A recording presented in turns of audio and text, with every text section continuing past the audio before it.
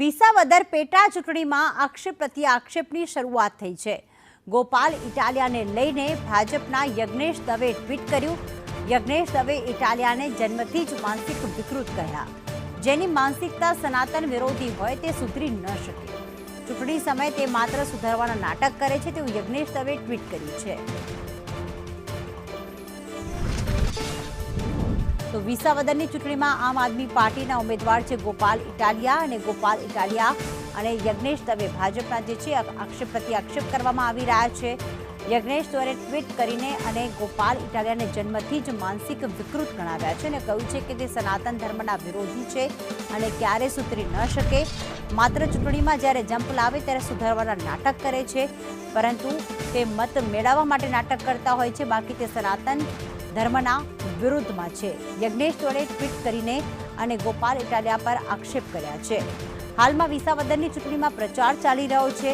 ભાજપ, કોંગ્રેસ હોય કે આમ આદમી પાર્ટી હોય, તમામ પ્રચારમાં વ્યસ્ત છે, પરંતુ સાથે જ એકબીજાના પક્ષ ઉપર ક્યાંક આક્ષેપ પ્રત્યે આક્ષેપ પણ કરી રહ્યા છે।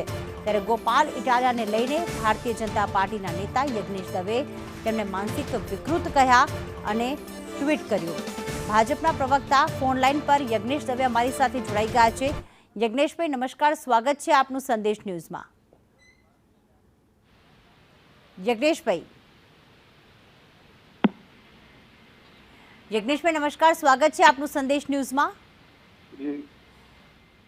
યજ્ઞેશભાઈ, આપે ટ્વીટ કર્યું છે ગોપાલ ઇટાલિયા જે આમ આદમી પાર્ટીના વિસાવદરના ઉમેદવાર છે, આપે ટ્વીટ કરીને એમને માનસિક વિકૃત કહ્યા છે, શું પ્રતિક્રિયા આપની? મેં કોઈ વ્યક્તિનું નામ આપ્યું નથી, પરંતુ કદાચ કોઈ વ્યક્તિને ટોપી પહેરવી હોય તો પહેરી લે, મને કોઈ વાંધો નથી, બરોબર।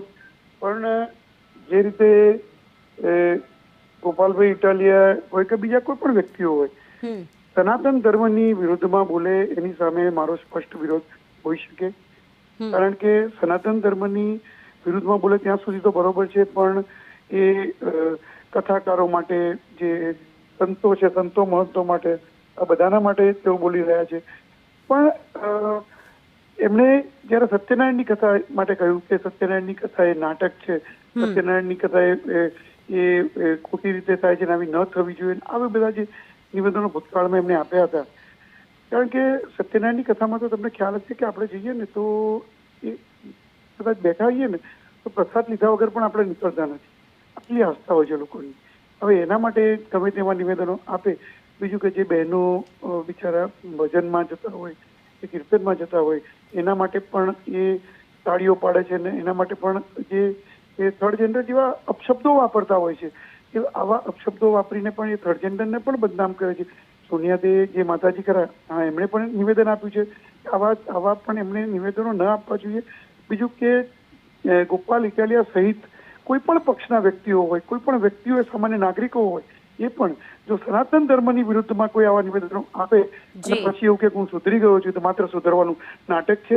અને આપણે સાદી ભાષામાં કહીએ તો શ્વાનની પૂંછડી વાંકી ત્યારે સીધી થવાની નથી। યજ્ઞેશભાઈ, આભાર સંદેશ ન્યૂઝ સાથે વાત કરવા બદલ।